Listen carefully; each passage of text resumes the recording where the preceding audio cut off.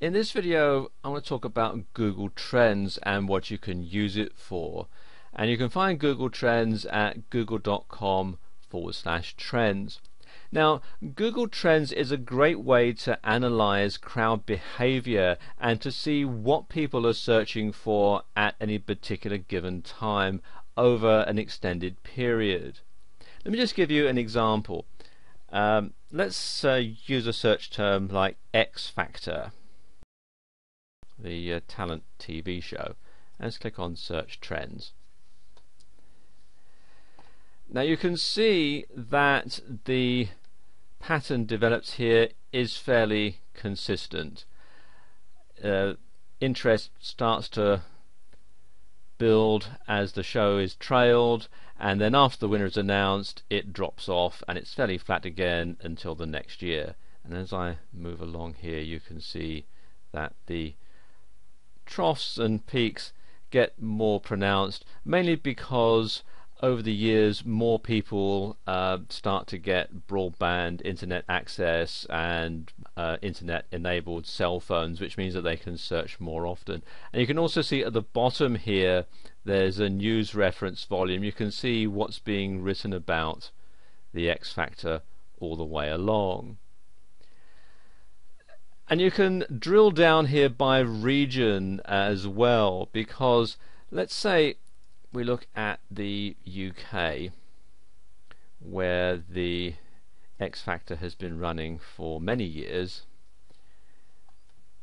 and you can see here search volume goes up fairly regularly, and then you've got more news items and so on here. But if we switch that to the United States, you can see that the search volume and the news reference is pretty flat up until around 2009, when Simon Cowell announced that he was going to be leaving American Idol to concentrate on bringing the X Factor to the US. And then you've got other peaks when further announcements were made. You can see here there were more news stories being written about, and then you've got the various peaks as the show starts to take off and so on. And you've got, see, this one here shows the peak in traffic when Simon Cowell to leave American Idol, and these when various things that happened on the show. You know, when people started writing about Cheryl Cole and Paula Abdul and so on. Now, finding cyclical patterns in search volume data is very interesting, because it can tell you when you want to start marketing your product or service, when there's going to be a lot of demand. And you can also use Google Trends to search for more than one item at a time, and I'm sort of demonstrating both here. We've got 5 search terms: gifts, flowers, chocolate, fireworks and costume. And you can find that flowers sort of peaks around Valentine's Day. Fireworks tends to peak in the middle of the summer, mainly because the 4th of July in America gets a lot of searches and lots of airplay, lots of news. Costumes again tends to peak around Halloween, because countries like America, Ireland, Britain, Germany have Halloween parties and people dress up in fancy costumes and so on. But you can also use this to analyze trends and show where your product or service might be better aimed at a specific place at specific times of the year. Now, let's say we change this. Let's say I look at the search volumes for India, for example.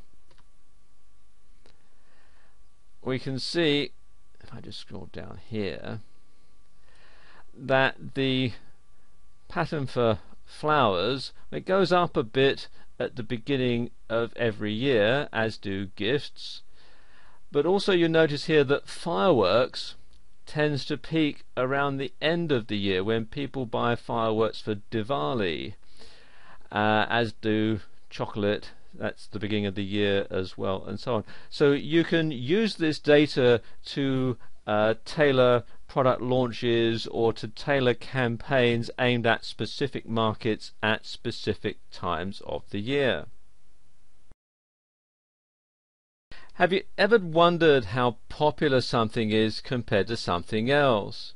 Well, search volume is a great indicator. Now, if we compare Google, Yahoo and Bing, for example, we can see the cultural shift over time in online searching. In fact, we can even pinpoint the month, and you can see right here where Google, and again here, where Google overtook Yahoo in terms of search popularity. You can also see that Bing is just a small line on the graph because it's so new, but you can also see that it got popular when it was first launched, but it's flatlined ever since. So in short, there are many different ways that you can use Google Trends to mine search data to do better research, and these are just a few examples to get your creative juices flowing.